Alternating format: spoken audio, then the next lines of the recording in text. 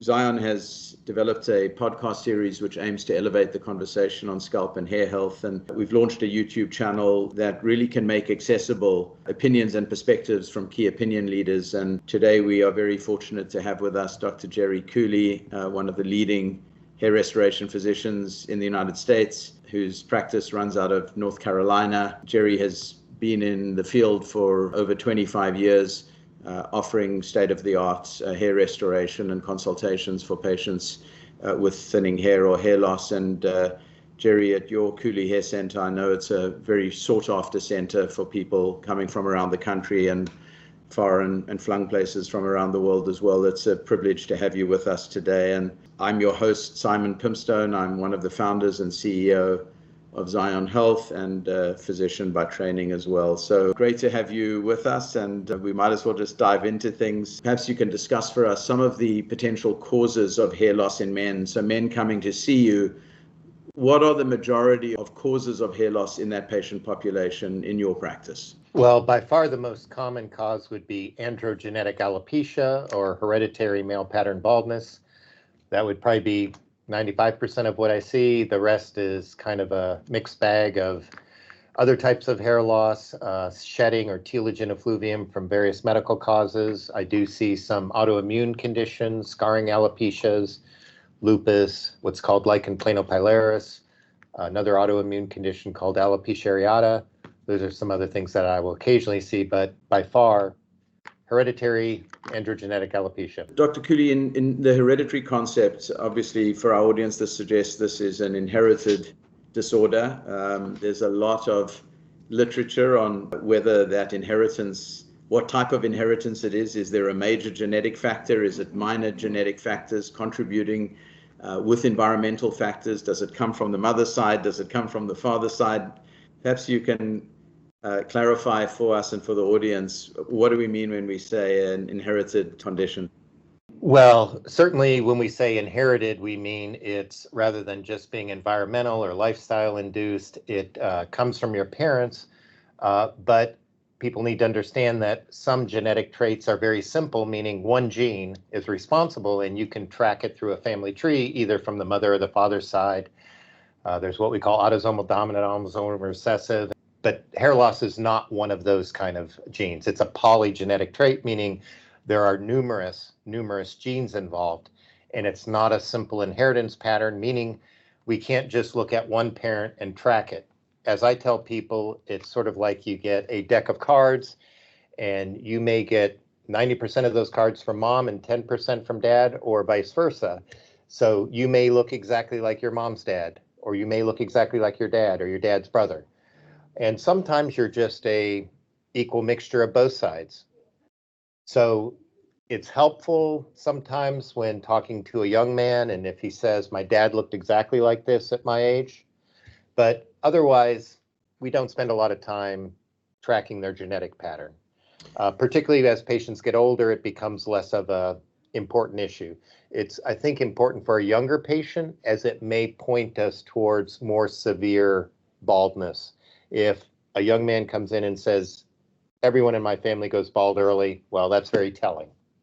And I guess would be very helpful from a treatment standpoint in terms of perhaps not just what to use, but perhaps when to introduce treatments and perhaps how aggressively you might want to treat that individual. And I know from the cardiovascular literature that family history of early heart disease, for example, a well-known risk factor. But what's more profound is when multiple individuals have aggressive heart disease at a very early age. So the risk to that individual goes up exponentially. And I assume it's somewhat similar in the hair loss genetics, with a very strong family history of hair loss, as you say, at a young age, aggressive androgenetic alopecia in a family probably makes you as a treating physician want to be more aggressive in managing that patient. Is that a fair comment? Absolutely, 100% agree. Dr. Cooley, there's a lot in the literature today, and I know you have a perspective on this because we've talked a bit about this on the role, obviously, of androgens, and in particular DHT in causing hair loss being a well-accepted etiological factor. We know that DHT as a trigger for hair loss is obviously critically important, particularly in men. The concept of androgen sensitivity, which is not necessarily how much of the DHT you have, but how sensitive your androgen receptors might be in your scalp, is obviously a factor. How do you, as you think about androgenic or androgenetic alopecia, how do you think about this being, is it too much DHT versus is it an androgen sensitive disorder? Well, I would say that probably 99% of both men and women that we see have excess sensitivity. Occasionally, we'll see a woman who has a hormonal issue where perhaps her ovaries or adrenal glands are producing too much androgen.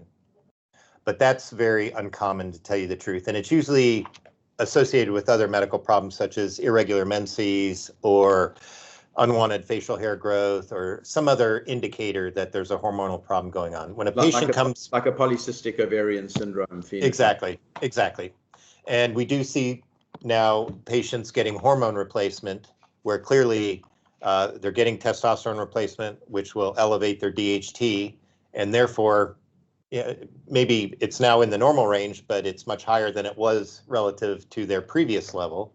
And I suppose you could look at that as, excess androgen level.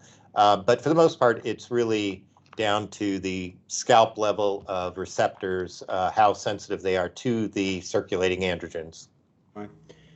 And Dr. Cooley, I want to move from this to, I think, a very, very commonly asked question, which is the role of testosterone and or testosterone replacement in hair loss. And obviously, testosterone and DHT are not the same thing. It's important to understand as the audience, the testosterone gets converted by this enzyme 5-alpha reductase to DHT or dihydrotestosterone. And this is really the toxic androgen in terms of with a sensitive individual or a sensitive substrate.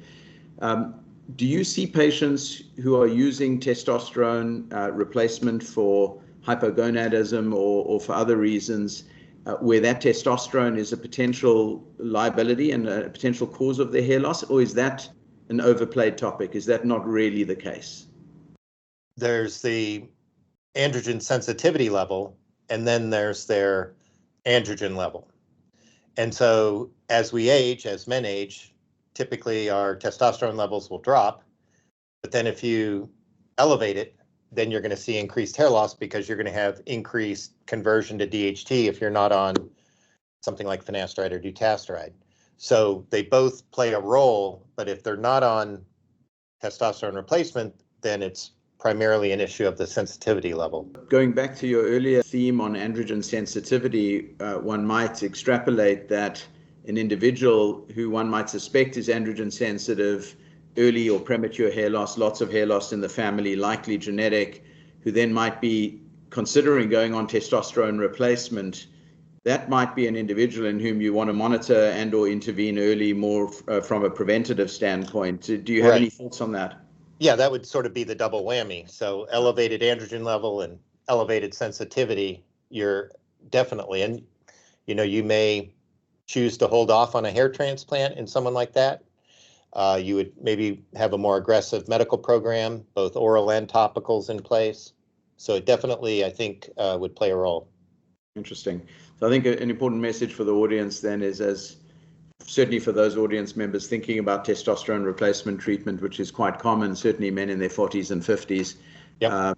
If there seems to be aggressive hair loss in the family and a potential for androgen sensitivity, that might be something worth discussing with your physician and certainly with a hair specialist. Jerry, as you think about treatment now, if we can move perhaps a little bit away from that, and happy to come back to that theme on androgen sensitivity. It's an interesting one and probably not a very well appreciated one. But as we think about treatment, for the average patient coming in to see you in their 40s, for example, accelerated hair loss, starting to notice their hair thinning, it's in the family. What's your typical approach to treatment in, let's say, an uncomplicated patient? And we'll get to the more severe patients in a moment. Yeah. So I have a talk with the patient and sort of gauge their motivation level and where they're at.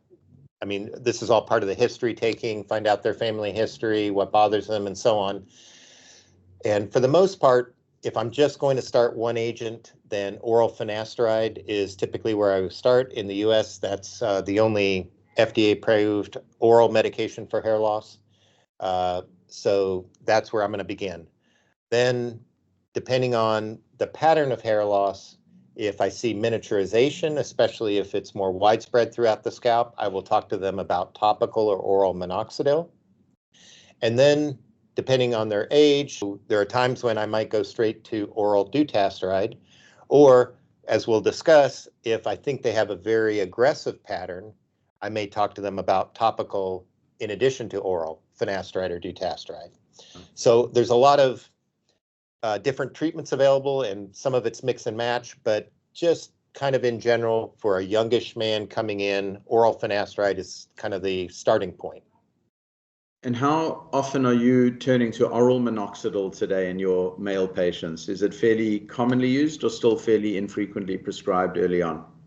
I would say very commonly used. I would say probably 70% of my patients are doing oral minoxidil. Now, some of them are doing topical dutasteride gel or oral finasteride or dutasteride. Okay. So usually not used as monotherapy on its own. Usually it's not. A second or third line addition in a patient in whom you Correct. need to get better control. The way I explain it to people, I give an analogy that may or may not be helpful, but I tell them that a thinning hair is like a plant being poisoned, and that poison is DHT, and that finasteride and dutasteride lower the poison around the plant, but minoxidil is the fertilizer. And that's why we get better results to combine them, is because they act in different ways. The patient who has a very simple hair loss pattern, like just recession, but they don't have a lot of miniaturization or thinning hairs, that's someone I'm probably not going to prescribe the oral minoxidil to. Right. So for me, minoxidil is primarily for miniaturization. I think it's an interesting point you bring up on what we typically call in medical environment polypharmacy, and you can look at many different, I'd say, disorders, hypertension being one, diabetes another, where I think the general wisdom is using multiple mechanisms to treat a disorder at lower doses to optimize tolerability, but to tackle it, as you described, from perhaps different ways. Both the poison and the fertilizer, as you put it, seems to make a lot of sense. But, I'd say until recently hasn't really been the typical approach to treating certainly male pattern hair loss, where it's really been a kind of a one-size-fits-all type of approach. As you see patients go through that hair journey, one of the things we note all the time is just we want our hair back. And as you can see, I'm bald. I lost my hair in my 20s. And when I was in my 20s, absolutely nothing available at the time. That was quite a long time ago now. But I see it in young men today and middle-aged men who want their hair back within a few weeks and a couple of months. And of course, they have to go through a real waiting period, which sometimes can be quite concerning. Shedding can happen and you can fear you're going backwards. How do you give comfort to the patients in your clinical practice that, you got to stick with it? This is going to take time. And in addition to that, Jerry, the duration of treatment, I mean, this really becomes sort of a lifelong commitment, assuming you want to keep your hair. How do you have that conversation with the patient to optimize that compliance? Because how well they do is often dependent on them sticking with a plan. Right. Well, if I'm talking to let's say a college student, and one of the things that's so bothersome about hair loss in that age group is none of their peers are losing their hair. So I tell them, you know what, don't get wrapped up in this idea that I have to take this the rest of my life. Is right now, hair is very important to you. You may have a different perspective in 5 years, and guys are going bald, and you shave your head, and you just accept it. So for right now, keeping your hair is a priority to you. And I also tell them that maybe technology will improve, maybe we'll have, breakthroughs in the future. So for right now, this is the best therapy, but yes, it is indefinite, and you do need to stay on it and be compliant, or you'll lose the benefits. And I'm sure it's different for every patient, but when are you typically seeing men who are coming in to ask you about a hair transplant? I guess it's quite different, isn't it? Some men at the earliest signs starting to panic, and others perhaps leave it too late, and there's a whole spectrum in between. Is there an ideal time to think about a hair transplant? So that's a complicated answer. So I would say that certainly if it bothers you to the point where it becomes a daily thought that interferes with your social functioning, it's time to go talk to someone who's, got a good reputation and can evaluate you and tell you your options. That doesn't mean you should do a transplant, but if it's definitely interfering with your social functioning and you're self-conscious about it, it's time to talk to someone about it and find out what your options are. Now, in terms of who's a good candidate for a hair transplant, that's another discussion altogether. If I had to say my ideal candidate, it's actually someone who's older, a 50-year-old who has a little bit of hairline recession, what we call an A pattern, would be considered the best candidate. And the reason being that we know that their hair loss progresses very slowly. It's isolated to the front. Restoring their hairline has a dramatic improvement in their appearance, and they're not going to run out of donor hair. Now, worst case scenario, let's say I see a 19-year-old who's got a really strong family history on both sides of the family. He's showing signs of thinning throughout, including the crown. That's someone that I'm probably not going to recommend a hair transplant to because their genetics are so strong. We're going to want to stabilize them on medication for some period of time. Is it true in your practice that you typically like to have people on medication even prior to a surgical procedure to optimize just donor hair? And then, of course, post-procedure as well. I think there's a conception or misconception, should I say, in many men who go for surgery. Once I've got surgery, it's now permanent. Don't need to do anything about it for the rest of my life. It's going to stay. And I don't think that is the case. Perhaps you can talk a little bit about how you prepare patients for that procedure and then what message and information you have to give them for post-procedure care as well. Right. So I kind of break it down that the transplant is to restore what they've lost. The medication is to maintain what they've got. And that if they don't take any steps to maintain what they've got, we're going to take 2 steps forward and then a step back over time. Every few years, they'll take another step back and end up worse. And that I'm just such a big proponent of medical maintenance that pretty much everyone's gotten that message by the time they sign up for the transplant. And I do think it's beneficial for some period of time, maybe 6 months, for them to be on the medication, make sure they're committed to it. We may have a situation where a guy maybe has a side effect, or maybe he decides he's not that committed, and that may affect his decision to proceed with the hair transplant. Just going back to an earlier comment you made on age and a candidate who has perhaps some frontal recession, is age a predictor of response to medical treatment? In other words, if you had a 35-year-old man who you then put on either oral or a topical finasteride or dutasteride versus, say, a 55-year-old, 58-year-old man with a similar pattern of hair loss, would you expect to see the same degree of benefit in those age categories, or is it the younger you treat, the likelihood is you'll get a better effect? Well, paradoxically, we might see a better response in the older patient. The reason being that, let's say a patient with stage 4 hair loss, 3, 4, kind of in the middle. If he's 50-year-old, it's taken him a long time to get to that point, and his DHT sensitivity is not as high as, let's say, the 20-year-old with the same level of hair loss. The guy who's 20 is on a much faster trajectory of hair loss. And if I put him on finasteride, which lowers DHT 65%, I may see in the next 3 to 5 years that he's actually having some breakthrough thinning on top of that. Whereas the 50-year-old guy who's on a much flatter trajectory of hair loss, I would expect him to maintain for much longer. So I actually would expect a better result in the older patient, if that makes sense. It does make sense. It's a very interesting point and might be somewhat counterintuitive to listeners, but I think that's a very interesting point because I certainly have a lot of people in my universe, friends of mine and/or patients of ours who will, because of their age, who will perhaps be doubtful about whether they should go on a treatment for the hair loss. So I think this is an incredibly important point for people. How do you deploy PRP and exosomes in your practice? What advice do you give to patients? How durable is that treatment? And can they be used on their own? Is it a substitute for medication, for example?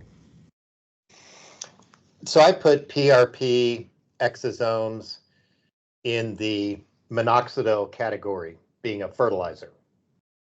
Although, interestingly, I was just doing a PubMed search, and they showed that adipocyte-derived exosomes actually are kind of an antidote for DHT.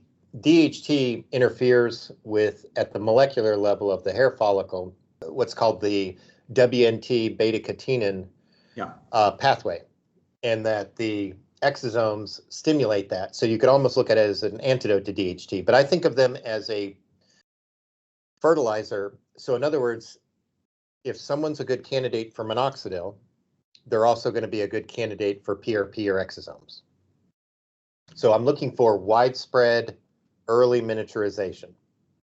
So there are different patterns to androgenetic alopecia. If we take the guy with a very simple pattern where his hairline's receding, but everything else is strong, I'm not going to recommend PRP or exosomes to that patient. If I have a patient who has what we call a diffuse pattern, where he has widespread thinning hair or miniaturizing hair, then he is going to be a good candidate. If we get, let's say, a 20% increase in hair shaft diameter, but that's multiplied over the whole scalp, it's going to be a dramatic improvement. Whereas the guy who's just got simple hairline recession, he's going to get a little thickening at the hairline. It's not going to be worth his time and money. Now, I did PRP for 10 years, and then I switched over to exosomes. I liked PRP, but I found it to be a little variable. So sometimes we'd get great results, but sometimes moderate, sometimes disappointing. And we know that platelet counts are going to vary widely between people. I'm sure there's other factors such as how the platelets release their growth factors and so on. Whereas if we're using a standardized off-the-shelf exosome product with a standardized number of exosomes, I think we're going to see a more consistent response. The way I described it before was if we have variables on both ends, the treatment and the patient, we're going to get a lot of variability. Yes. So if we're using the same treatment, then the only variability is going to be how those patients respond. And there is variability there. As you talk about PRP and exosomes, do you typically use those in isolation, or is it always supplemented by pharmaceutical treatments in addition? In other words, are you comfortable treating a patient just with exosomes and PRP without medication, or do you find they get a better result when it's combined? Definitely a better result when they're combined. The way I describe it to people is if all we're doing is the exosome or PRP treatment, Mother Nature is pushing back from day one. So we have DHT and the effects on the hair follicle right away. But if we're suppressing DHT, we're going to get a better, longer result. So definitely I'm a fan of combining it. Now I have patients who, for one reason or another, either refused or they've had side effects with medication who are not on it. Those tend to be patients who are older with milder hair loss. For example, I wouldn't take a 20-year-old with what appears to be aggressive hair loss and say, okay, well, let's start you out with an exosome treatment. That wouldn't be appropriate. Are all exosomes equal? I mean, there's talk about animal-derived. You mentioned adipocyte-derived. There's colostrum-derived. There's plant, et cetera, et cetera. Yeah. And also there are restrictions on what one can actually use in the United States, and certainly in Canada. There really isn't approval yet for exosome treatment for this indication, certainly not with derma rolling or microneedling. So how does one go about getting through that noise? Well, I think it's up to each clinician to make a determination about what they're comfortable with. My understanding is that in the US, the FDA is very strict about how you market and the claims that you make. Yeah. But as to actually what you do in your clinic is the practice of medicine. Yeah. And that as long as they have passed regulatory manufacturing safety standards set by the FDA, then what you actually use on an individual patient is between you and the patient. Yeah. I don't market, I don't advertise aggressively, and I'm very cautious about the claims I make, and so far no problems. Fair enough. Jerry, just a last question on treatment, because we get a lot of questions on this, and that's low-level laser light treatments. You see a lot of these ball caps being sold everywhere, and some of them are not cheap. What's your experience with that, and what do you advise patients who are interested in light therapy? So when I'm meeting with a patient for the first time and I'm going over the menu of options, I'm typically starting with oral and topical finasteride and dutasteride, going to minoxidil, and I'm going down explaining the benefits and what's involved. And then I talk about PRP and exosomes. And then at the bottom of my list, I'll make a mention of the low-level laser devices and the LED devices. My experience has been I haven't seen the kind of response that I've seen with the other treatments. Yeah. I do think that there are patients, particularly, let's say, a female who's got diffuse thinning. Maybe she's got what we call diffuse unpatterned alopecia. And we are using 2 medications, and we are going to do exosomes. They may actually benefit, fill that remaining gap with the low-level laser if they're motivated. I see a lot of patients buy these devices and they sit on the shelf. It's kind of like getting a gym membership and you don't use it. Yeah. So you've got to be willing to use it. But when people ask me, I sort of say, well, there may be some benefit there, but it's relatively small and you got to have your expectations in line. Not a lot of clinical data at this point. Jerry, this has been incredibly informative. Is there anything I haven't asked you that you think I should have? Any topics we haven't discussed that you feel the audience should be aware of? Well, I guess I would just stress the importance of each individual patient sort of getting a handle on how much DHT sensitivity they have so that they can get their expectations in line, learn about all the different treatment options, develop realistic expectations. I think education is really the key. They're going to, potentially get better results, and I think they're going to be more likely to stick to the program if they understand their condition better.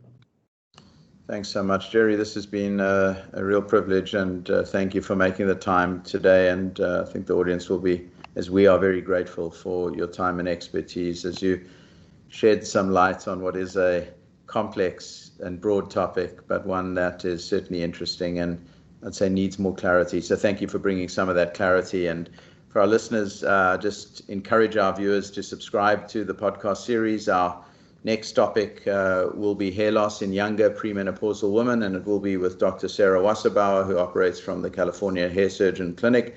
Dr. Cooley, thank you so much for your time today, and we look forward to speaking again in the not too distant future. Thank you. Thank you, Simon. Enjoyed it.